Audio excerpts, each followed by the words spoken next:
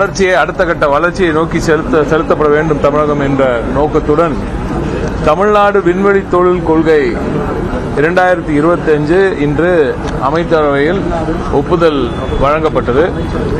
இதில் முக்கிய இலக்காக அடுத்த 5 ஆண்டுகளில் விண்வெளித்துறையில் 10,000 கோடி ரூபாய்க்கான முதலீடுகளை ஈர்ப்பது இதன் முக்கிய இலக்கு.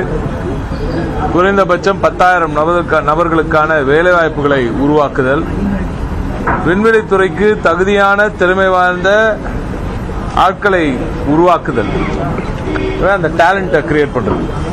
10,000 கோடி ரூபாய்க்கான முதலீடை ஈர்த்தல், 10,000 நபர்களுக்கான வேலைவாய்ப்பு, விண்வெளி தொழிலுக்கான ஸ்பேஸ் டெக்ல டேலண்ட்டை இம்ப்ரூவ் பண்றது. இந்த 3 இலக்குகளுடன் நாம் பொதுவாக மேனுஃபேக்சரிங் செக்டர்ல மட்டும் நம்ம கவனம் இருக்கும். உற்பத்தி துறையில் பெரும்பாலும் நமது கவனம் இருக்கும். ஆனால் இந்த முறை ஸ்பேஸ் டெக்ல பொறுத்த வரைக்கும் சேவையிலும் சர்வீசஸ்லயும் ஸ்பேஸ் டெக் சர்வீசஸ்லயும் நம்மளோட கவனம் இருக்க வேண்டும் என்று அமைச்சரவையில் மாண்புமிகு முதலமைச்சர் அவர்கள் அறிவுறுத்தலின் பேரில் இந்த அமைச்சரவை ஒப்புதல் கிடைத்துள்ளது. எனவே இது தமிழகத்தின் ஸ்பேஸ் டெக் ரேஸ்ல இந்தியாவில் இருக்கும், ஏன் உலகளவில் இருக்கும் அந்த போட்டியில் தமிழகத்தின் பாய்ச்சலுக்கு மிகப்பெரிய ஒரு உத்வேகத்தை, மிகப்பெரிய ஒரு பூஸ்ட் ஒன்று கொடுத்திருக்கார் மாண்புமிகு முதலமைச்சர் என்று. இதுல 25 கோடி ரூபாயிலிருந்து இருக்கிற சின்ன கம்பெனிஸ்க்கும் இதுல ஸ்டார்ட் அப்ஸ்க்கும் ஒரு மிகப்பெரிய ஊக்கம் வழங்கப்பட்டுள்ளது. அதுதான் ரொம்ப முக்கியமான ஒரு அம்சம் இதுல.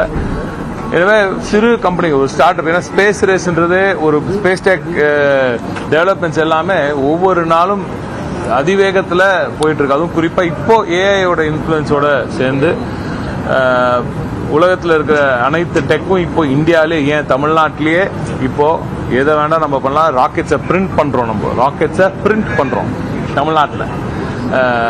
உலக லெவலில் ஈலான் மஸ்க் அவர்களின் இந்த ஸ்பேஸ் எக்ஸ் நிறுவனம் தான் எங்கேயோ இருக்கு அப்படின்னு நினைச்சிட்டு இருக்க நேரத்தில் அதற்கு போட்டியாக நமது தமிழ்நாட்டிலேயே இங்கே சென்னையிலேயே ஒரு நிறுவனம் மிக சிறப்பான பணியெல்லாம் செய்து வருகிறார்கள். எனவே அப்படிப்பட்ட நிறுவனங்களை, அதுக்கு அடுத்து இருக்கும் பல இளம் தலைமுறையினர், அவங்க இந்த ஸ்பேஸ் டெக் ஃபார்ம்ஸ் நிறைய ஸ்டார்ட் அப்ஸ் உருவாக்கியிருக்காங்க. அவங்களுக்கெல்லாம் ஊக்குவிக்கும் அளவில் இந்த பாலிசி உருவாக்கப்பட்டிருக்கிறது. இதுல பேட்டன்சி, அதாவது பேட்டன்ஸ் வாங்கறதுக்கும் 50% சலுகை நம்ம அரசாங்கமே கொடுக்கும். 300 கோடி ரூபாய்க்கான மேலான முதலீடுகளுக்கு ஸ்பெஷல் பேக்கேஜ் ஒன்று கிரியேட் பண்ணியிருக்கோம். அதே போல தமிழகத்தில் ஒரு சில இடங்களில் ஸ்பேஸ் பே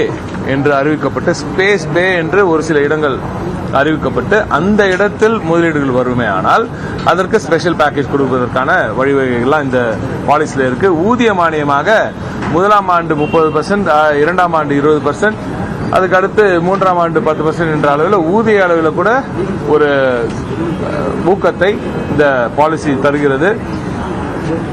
இது போன்ற பல நுணுக்கமான டீடைல்ஸ்லாம் இருக்கு. ஆனா ஓவராலா பாத்தீங்கன்னா தமிழகத்தில் ஒரு புதிய செக்டர்ல, ஸ்பேஸ் செக்டர்ல ஒரு பொன்னான நாள் என்றுதான் நாம் இன்று இதை சொல்ல வேண்டும்.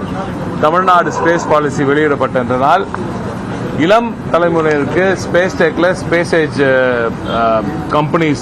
டெக் கம்பெனிஸை உருவாக்கக்கூடிய அந்த இளம் தலைமுறைக்கு இது மிகப்பெரிய ஒரு அறிவிப்பாக இருக்கும். உலக அளவில் இருக்கும் பல தொழில் முனைவோரும் இனி நிச்சயமாக தமிழகத்தை நோக்கி வருவார்கள். குறிப்பாக குலசேகரப்பட்டினம் போன்ற நமது தென் தமிழகத்தில் இருக்கும் சில பகுதிகளுக்கு இது மிகப்பெரிய ஒரு வரப்பிரசாதமாக இருக்கும். தமிழகத்தில் இருக்கும் பல பிற பகுதிகளுக்கும் ஸ்பேஸ் டெக் சம்பந்தப்பட்ட தொழில்கள் இனி தமிழகத்தை நோக்கி மிகப்பெரிய அளவில் படையெடுக்கும். நான் தொழில்துறையை பத்தி மட்டும் பேசுறேன், மற்றதெல்லாம் நாங்க டிஸ்கஸ் பண்றோம். நம்ம ப்ரொவைட் பண்ண இந்த பாலிசியை பொறுத்தவரை, இந்த பாலிசியை பார்த்து இன்னும் முதலீட்டாளர்கள் வருவார்கள். அதன் மூலம் 10,000 வேலை வாய்ப்புகள் நிச்சயமாக வரும். எனக்கு தெரிஞ்சு அதோட ஜாஸ்தியாக தான் ஆகும்னு நினைக்கிறேன். இதுல குறிப்பா பாத்தீங்கன்னா இதுல வர வேலை வாய்ப்புகள் எல்லாம் சாதாரண வேலை வாய்ப்புகள் இல்ல, ரொம்ப ஹை எண்ட் வேலை வாய்ப்புகள். எனவே அதனாலதான் இந்த பாலிசி ரொம்ப இம்பார்ட்டன்ட் சொல்றேன். அமைச்சரவை கூட்டத்திற்கு பிறகு தற்போது அமைச்சர் TRP ராஜா செய்தியாளர்கள் மத்தியில் பேசிய அந்த காட்சிகளை பார்த்தும் தமிழ்நாடு விண்வெளி தொழில் கொள்கைக்கு அமைச்சரவை ஒப்புதல் வழங்கியிருப்பதாக அவர் கூறினார்.